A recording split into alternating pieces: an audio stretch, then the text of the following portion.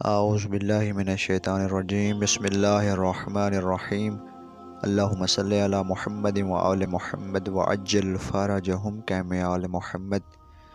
السلام علیکم ویورز۔ یہ شہر یروشلم کا کوئی ویران اور خاموش علاقہ تھا جہاں ہزاروں مردوں کی ہڈیاں دو پہاڑوں کے درمیان بکھری ہوئی تھیں۔ ایک بزرگ پہاڑ کے ایک اونچی چوٹی پر کھڑے تھے اور اللہ کی بارگاہ میں ہاتھ اٹھائے دعا میں مصروف تھے۔ ہر مخلوق اس منظر کو حیرت زدہ ہو کر دیکھ رہی تھی کہ اچانک ہواؤں میں تیزگی بڑھنے لگی اور میدان میں بکھری ہڈیاں حرکت میں آ گئیں۔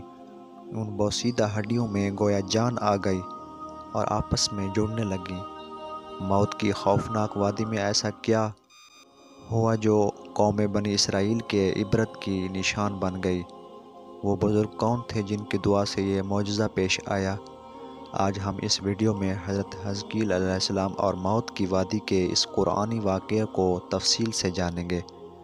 حضرت حزقیل علیہ السلام ایک نیک، صابر اور برگزیدہ نبی تھے۔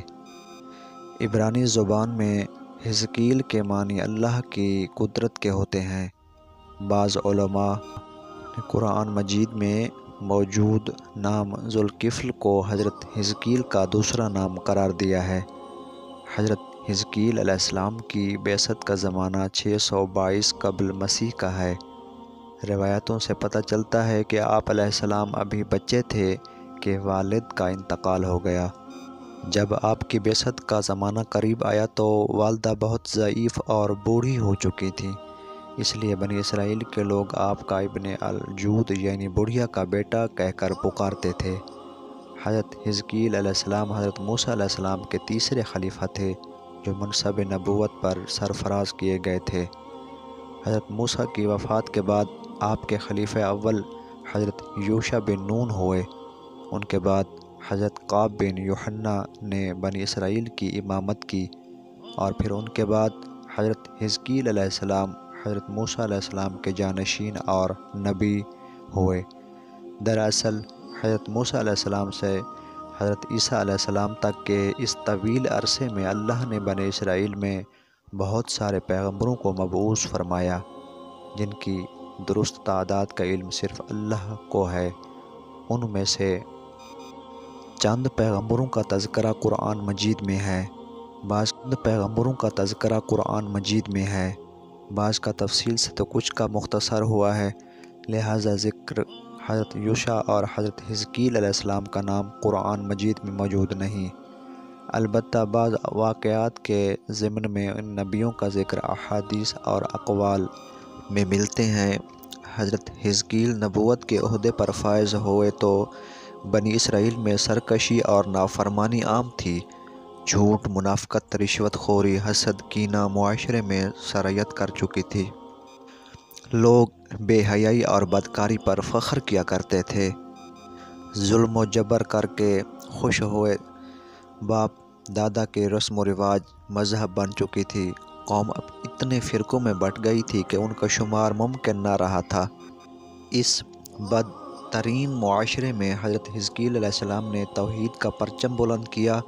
آپ نے اپنی قوم کے لوگوں کو سچائی اور راست بازی کی تعلیم دی اور لوگوں کو صراط مستقیم پر چلنے کی ہدایت کی، لیکن ان واضح نصیحت کا اور تبلیغ کا ان لوگوں پر متعلق اثر نہ ہوا اور وہ اپنی روش پر قائم رہے۔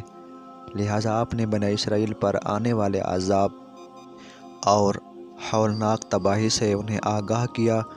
بائبل میں آپ سے منسوب صحیفہ حزقیل موجود ہے، جو بائبل کی آخری کتاب ہے۔ صحیفہ حزقیل میں آپ کی پیشین گوئی تفصیل سے موجود ہے۔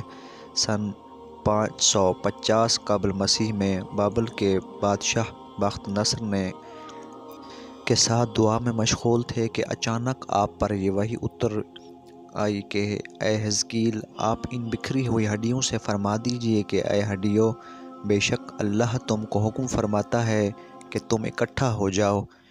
یہ سن کر تمام ہڈیاں، ہر آدمی کی ہڈیاں جمع ہو کر ہڈیوں کے ڈھانچے بن گئے۔